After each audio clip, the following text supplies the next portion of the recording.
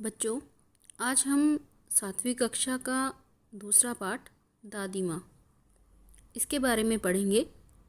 सभी को अपनी दादी माँ अच्छी लगती है ना? तो लेखक शिव प्रसाद सिंह को भी अपनी दादी माँ अच्छी लगती थी और लेखक के पास एक चिट्ठी आई थी जिसमें उनकी दादी माँ की मृत्यु का समाचार था। और उसको पढ़ने के बाद वो अपनी दादी माँ की यादों में खो गए और उनको याद करने लगे।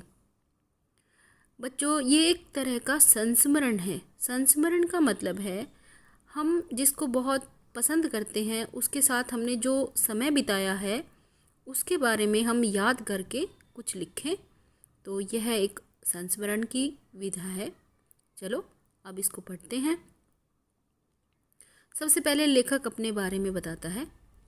कमजोरी ही है अपनी, पर सच तो यह है कि जरा सी कठिनाई पड़ते बीसों गर्मी, बरसात और वसंत देखने के बाद भी मेरा मन सदा नहीं तो प्राय अनमना सा हो जाता है। अनमना यानी कहीं पर भी मन न लगना।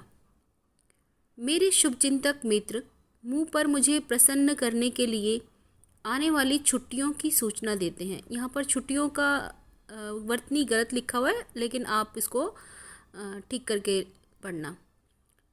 और पीठ पीछे मुझे कमज़ोर और जरा सी प्रतिकूलता से घबराने वाला कहकर मेरा मजाक उड़ाते हैं। अपने बारे में लेखक बताता है कि वह जरा सी भी उसके जीवन में अगर प्रतिकूलता आ जाती है, यानी उसके अनुसार काम नहीं होता, तो वो घबरा जाते हैं और इसीलिए बाकी जो उनके मित्र हैं वो उनका मजाक उड़ाते हैं। मैं सोचता हूँ, अच्छा अब कभी उन बातों को ना सोचूंगा। ठीक है, जाने दो, सोचने से होता ही क्या है। पर बरबस मेरी आंखों के सामने शरद की शीत किरणों के समान स्वच्छ शीतल किसी की धुंधली छाया नाच उठती है। लेखक के सामने अपनी दादी माँ की एक धुंधली सी छाया दिखाई देने लगती है। देखो, जैसे इसमें चित्र भी दिया हुआ है। मुझे लगता है जैसे क्वार के दिन आ गए हैं। क्वार यानी बारिश और सर्दी के बीच का जो मौसम होता है उसको हम उस महीने को हम क्वार का महीना कहते हैं। मेरे गांव के चारों ओर पानी ही पानी हिलोरे ले रहा है। दूर के सीवान से बहकर आए हुए मोथा और साई की अधगली घासें, घेऊर और बन प्याज की जड़ें तथा नाना प्रकार की बरसाती घासों के बीज सूरज की गर्मी में खोलते हुए पानी में सड़कर एक विचित्र गंध छोड़ रहे हैं। सीवान बिहार में एक क्षेत्र है, तो वहाँ से जब ज़्यादा बारिश होती है तो पानी बहकर लेखक के गांव के चारों ओर भर जाता है और पानी के साथ साथ दूर से जो भी जंगली घास हैं, मोथा, साई और ये सब भी उस पानी के साथ आकर मिल जाते हैं और उस पानी में सड़ने के बाद अलग तरह की गंध छोड़ते हैं। रास्तों में कीचड़ सूख गया है और गांव के लड़के किनारों पर झाग भरे जलाशयों में धमाके से कूद रहे हैं। लेखक ये बता रहा है कि उसके गांव के चारों तरफ जो जलाशय हैं यानी तालाब हैं, उनमें पानी भर गया है और क्योंकि पानी में बहुत कीचड़ है और उसमें अलग अलग तरह की जंगली घासें भी हैं और उसमें विचित्र तरह की गंध भी है। लेकिन बच्चे तो बच्चे ही होते हैं, उन्हें तो कूदना बहुत पसंद है, तो वो इस पानी में धमाके के साथ कूद रहे हैं। अपने अपने मौसम की अपनी अपनी बातें होती हैं। आषाढ़ में आम और जामुन न मिले चिंता नहीं, आषाढ़ का महीना गर्मी में आता है। अगहन में चिवड़ा और गुड़ ना मिले दुख नहीं। चैत के दिनों में लाई के साथ गुड़ की पट्टी न मिले अफसोस नहीं। पर क्वार के दिनों में इस गंधपूर्ण झाग भरे जल में कूदना ना हो तो बड़ा बुरा मालूम होता है। मैं भीतर हुड़क रहा था। 2-1 दिन ही तो कूद सका था। हुड़कने का मतलब तड़पना। लेखक कूद नहीं पाया, 1-2 दिन ही कूदा था तो उसे बड़ा बुरा लग रहा था।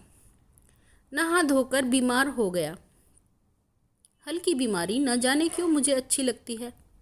थोड़ा थोड़ा ज्वर हो, सर में साधारण दर्द और खाने के लिए दिन भर नींबू और साबू।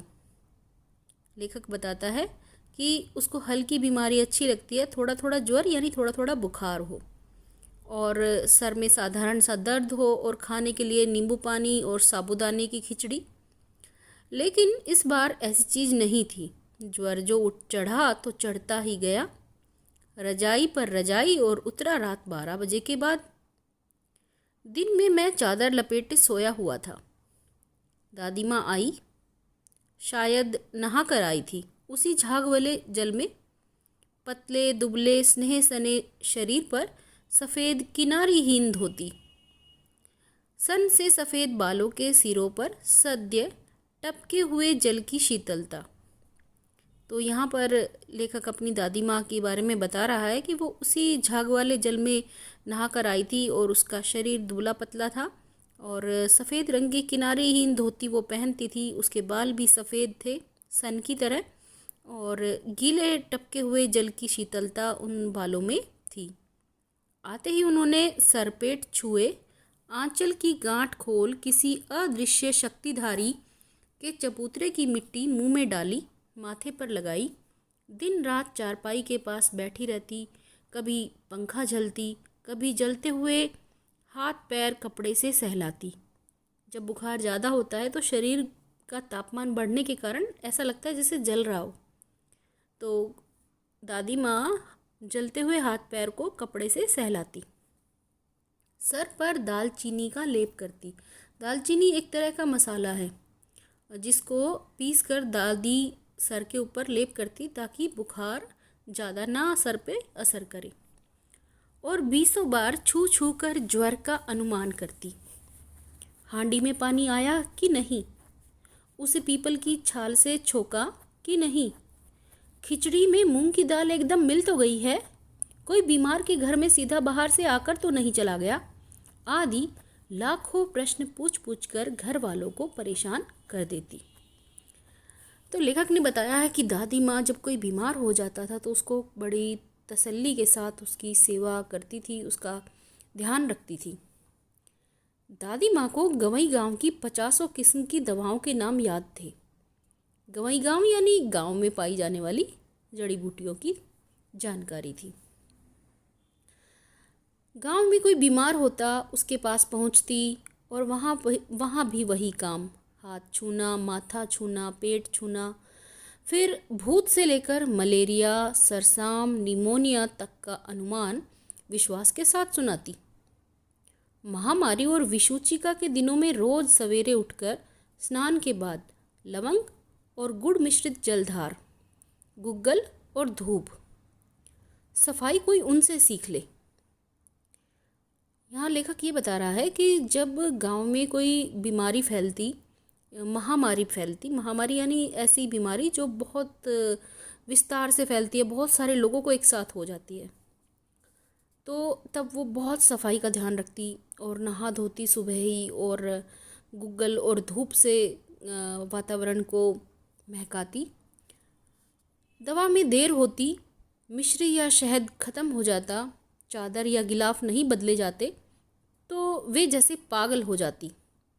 बुखार तो मुझे अब भी आता है, नौकर पानी दे जाता है, मेस महाराज अपने मन से पकाकर खिचड़ी या साबू, डॉक्टर साहब आकर नाड़ी देख जाते हैं और कुनैन मिक्सचर की शीशी की तिताई के डर से बुखार भाग भी जाता है। तिताई यानी कड़वाहट। पर न जाने क्यों ऐसे बुखार को बुलाने का जी नहीं होता। तो लेखक यहाँ बता रहा है कि अभी भी बुखार तो मुझे होता है, अब बड़े हो गए हैं और दादी माँ जैसा उनको कोई सेवा करने वाला अब नहीं मिलता। डॉक्टर देख जाते हैं नाड़ी, और जो मेस महाराज हैं यानी खाना बनाने वाले हैं वो अपने मन से कुछ भी दे जाते हैं, खिचड़ी या साबूदाना, और डॉक्टर की दवाई से, कुनैन से बुखार भी भाग जाता है। पर लेखक को अब ऐसे बुखार को बुलाने का जी नहीं होता। आज के अंक में इतना ही, इससे आगे हम अगले भाग में करेंगे। आप सभी बच्चे इसको बड़े ध्यान से पढ़िए और इसके पहले और दूसरे प्रश्न के उत्तर लिखिए। धन्यवाद।